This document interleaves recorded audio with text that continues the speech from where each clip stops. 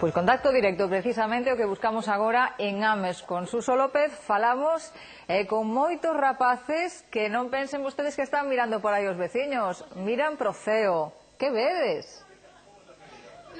Que tal, Maite? Moi bons días. Eu estaba tratando a ver se me colaba aquí un chisquiño na fila, pero non vais pensar que deixan, Eles se queren ser os primeiros en ver que hai no ceo, que hai detrás. Hoxe non moito, porque temos as nubes que nos cubren todo e non vemos demasiado, verdade? Non vemos moito, xa están queixos os rapaces. Ramón, moi bons días. Hola. Non temos un mellor día para ver o ceo hoxe, non? Non, a verdade é que non, está todo coberto E parece que nos agarda unha fin de semana que non vai ser, astronómicamente falando, das máis produtivas. Non, a predicción di que está bastante chunga a cousa.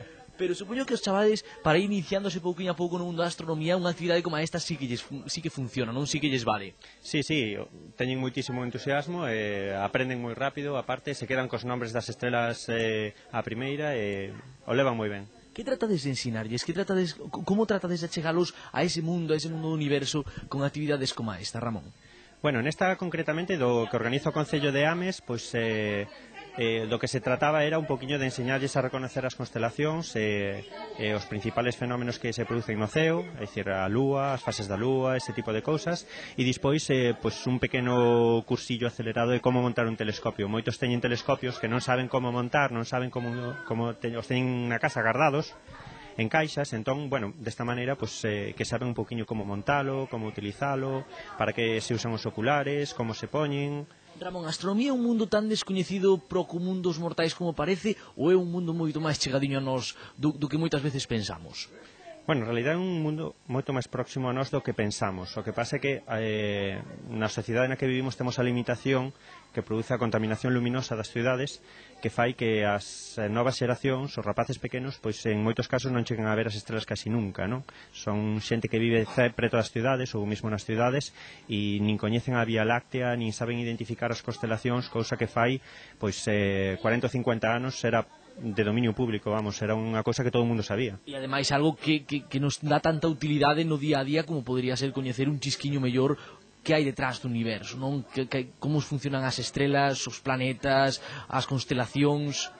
Bueno, sí, aparte de que eso forma parte dunha mínima cultura científica que todo o mundo debería ter, o feito de recoñecer polo menos as constelacións do ceo e saber orientarse utilizando a estrela polar, pois en moitos casos incluso chega a salvar vidas. Os mariñeiros dependían hasta non fai moito dese tipo de cousas. É dicir, a orientación era fundamental para a supervivencia, o sea que non é unha cousa tan inútil ou tan en plan cultural que se non se sabe, pois non pasa nada. É dicir, é unha cousa que en moitos casos para algunha xente a súa vida depende deso, da orientación utilizando o ceo, non? Ramón, e como responden os máis cativos a unha actividade como esta? Bueno, pois eso podedelo ver ahora mismo, están todos entusiasmados montando os telescopios bueno, aínda que hoxe non podemos ver nada no ceo, bueno, de día está completamente nublado, pois están apuntando os tellados e as antenas e os árbores alá ao lonxe, o monte, e bueno, están probando enfocar, o pasan ben. Cal é o fenómeno astronómico que máis pode chamar a atención dunha persoa como a estes rapaces que se están iniciando no mundo da astronomía? Bueno, se observan polo telescopio, o que máis gusta son os planetas e a lúa.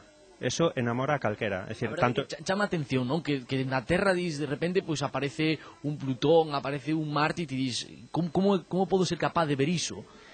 Bueno, no caso concreto de Plutón necesita un telescopio moi grande para velo, pero no caso dos planetas como Venus, Saturno, Xúpiter, con calquera telescopio de aficionado, calquera que poida ter na súa casa, incluso con prismáticos, que tamén se usan para astronomía, pois se poden ver esos obxetos, e desde logo a Lúa con prismáticos é maravillosa, as Pléiades, a nebulosa Orión, todos esos obxetos que se poden ver con prismáticos ou pequenos telescopios, pois están ao alcance de calquera e non con calquera instrumento se poden ver, vamos. Ramón, deixamos que sigas traballando con máis pequenos, que vayan coñecendo un chisquiño máis do universo, e nos convidámonos a que se teñen cativos pequenos de entre 9 e 12 anos, a cheguen ao longo de todo este curso escolar aquí a Biblioteca de Ames ou a Biblioteca de Bertamiráns ou a calquera das bibliotecas públicas que hai no Concello de Ames, porque o universo é o que centra todas as actividades que están levando a cabo ao longo de todo este tempo. Vense xa a través de libros, vense xa a través de actividades como coñecemento máis a fondo, un chisquiño máis a fondo da astronomía como que están facendo aquí ao longo de toda esta mañá. Logo falaremos cos máis cativos e verán como eles saben moito de estrelas. Sentache ben isto da astronomía a cambio da gastronomía que tantas veces tratamos no programa. Logo volvemos, que está interesante.